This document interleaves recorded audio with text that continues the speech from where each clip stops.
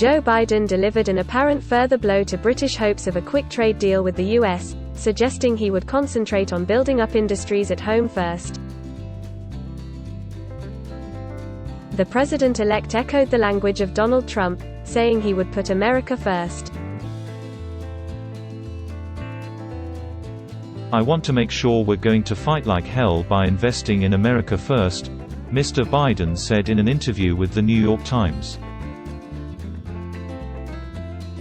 "I'm not going to enter any new trade agreement with anybody until we have made major investments here at home and in our workers."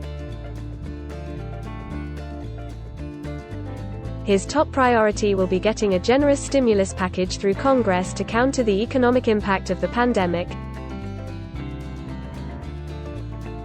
Mr. Biden mentioned energy, biotech, artificial intelligence, infrastructure and education as areas where his administration would invest heavily. His comments were made in the context of how the US would compete with China when he is in the White House. But they appeared to signal a further setback for a US-UK trade deal.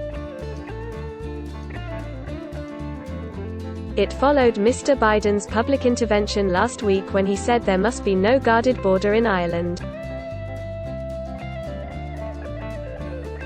In September, he warned that the Good Friday Agreement must not become a casualty of Brexit and that a UK-US trade deal was dependent on that.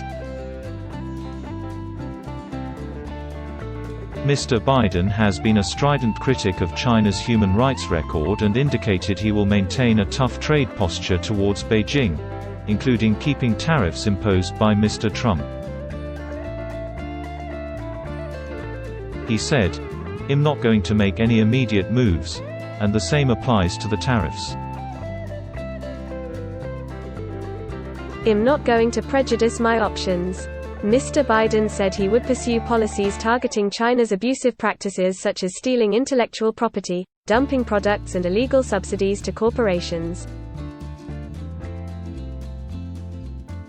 He added, "The best China strategy, I think, is one which gets every one of our, or at least what used to be our, allies on the same page." "It's going to be a major priority for me in the opening weeks of my presidency to try to get us back on the same page with our allies."